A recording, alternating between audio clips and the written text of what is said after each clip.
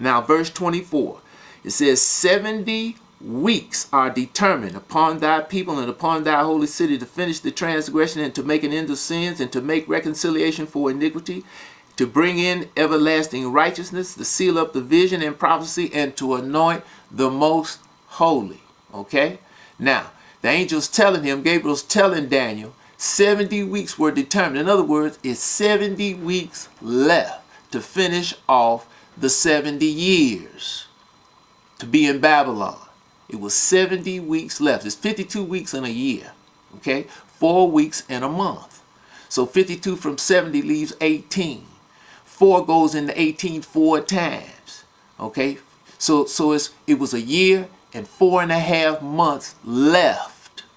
Remember now, the Chaldean Babylonian kingdom fell in 538 BCE. Okay? Remember that the children of, Yehuda, Benjamin, and Jerusalem, the whites, they went into captivity. Daniel was in that first group. Okay? Hananiah, Mishael, and Azariah, commonly called Shadrach, Meshach, and Abednego. That first bunch was taken up into Babylon in 606. So 70 from 606 is 536.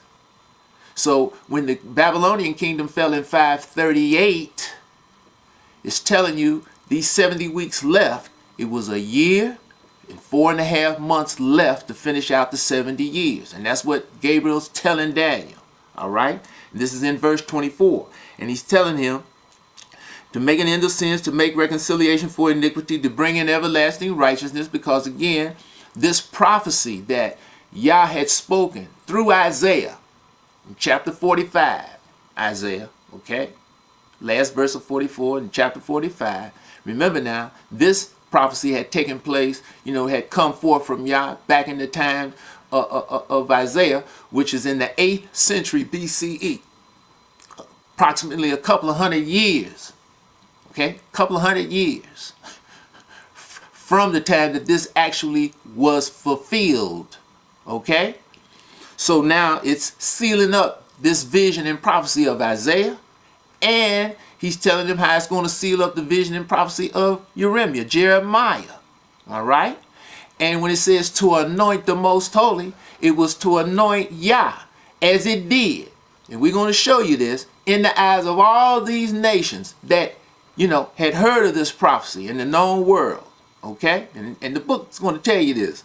Now, verse 25, know therefore and understand that from the going forth of the commandment to restore and to build Jerusalem unto the Messiah the Prince shall be 7 weeks, 62 weeks. So that's 69 weeks. 7, 62. That's 69 weeks.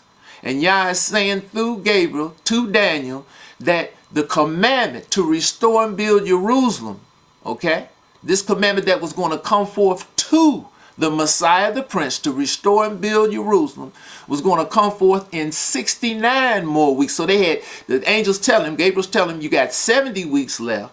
But the commandment to restore and build Jerusalem that's going to come forth to the Messiah the Prince is going to come forth in after the 69th week.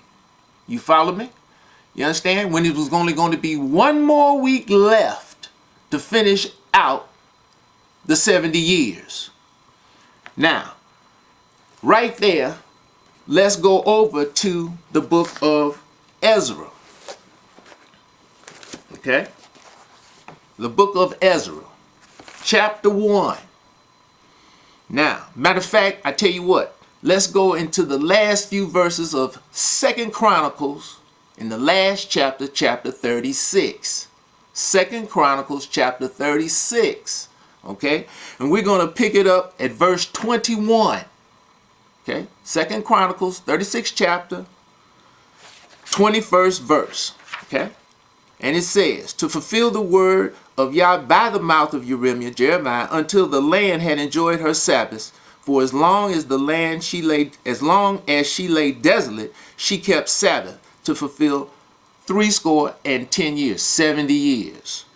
Now in the first year of Cyrus, king of Persia, this is verse 22, that the word of Yah spoken by the mouth of Jeremiah might be accomplished, Yah stirred up the spirit of Cyrus, king of Persia, that he made a proclamation throughout all his kingdom, and put it also in writing, saying, Thus saith Cyrus, king of Persia, all the kingdoms of the earth hath Yah, the strong one of heaven, given me, and he hath charged me to build him a house in Jerusalem, which is in Yahudah. Who is there among you of all his people? Yah, his strong one, or God, be with him, and let him go up. All right, this is the command, all right, that we just read over in Daniel chapter 9, right, verse 25. This is the command that came forth from Cyrus the Great. Okay, now, just so we can get more clarity here, you go over into chapter 45. Keep your hand in Ezra, because we're going to come back to that, and go over to chapter 45 Isaiah. And I'm going to read the last verse in chapter 44 Isaiah, and I'm going to continue on into chapter 45. That saith of Cyrus, this is Yah talking, in this last verse of 44, that says of Cyrus, he is my shepherd, and shall perform all my pleasure, even saying to Jerusalem, thou shalt be built, and to the temple, thy foundation shall be laid. Now, chapter 45, thus saith Yah to his anointed, to Cyrus, whose right hand I have holden, to subdue nations before him. And I will loose the loins of kings, to open before him the two-leaved gates. The gates shall not be shut. I will go before thee, and make the crooked places straight. I will break in pieces the gates of brass, and cut in sunder the bars of iron. I will give thee the treasures of darkness, and hidden riches of secret places, that you may know that I, Yah, which called thee by thy name, am the strong one, O God of Israel. For Jacob my servant's sake, and Israel mine elect, I have even called thee by thy name. Now this is Yah talking about. He's even called Cyrus. He's raised him up. He's surnaming him the Great. And he is called Cyrus by his name. Okay? And it says, okay. He says, it's called thee by thy name, and am the God of Israel. For Jacob my servant's sake, and Israel mine elect, I have even called thee by thy name. I have surnamed thee, though you have not known me. Because Cyrus was a Persian. He had not known Yah, from birth. He wasn't raised in the knowledge of Yah. But at some point, he found out. He heard about this prophecy. And then when he started conquering these nations, you follow me?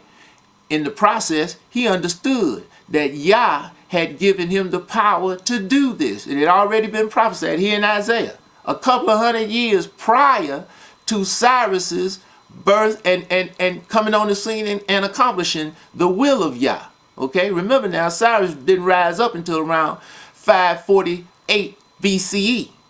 This prophecy that we're reading here of Isaiah was approximately 200 years earlier. Anywhere from like 160, 70 years to 200 years earlier. Okay? So now what does it say? It says in verse 5, I am Yah, and there is none else. There is no God or strong one beside me. I girded thee, though you have not known me, that they may know from the rising of the sun and from the west, that there is none beside me. I am Yah, and there is none else. Okay, that's verse 6. I form the light, I create darkness, I make peace and create evil. I, Yah, do all these things. Okay, I, Yah, do all these things. All right, now, when you drop down into, well, let's go back to, we're going to come back here to Isaiah, but let's go back to Ezra.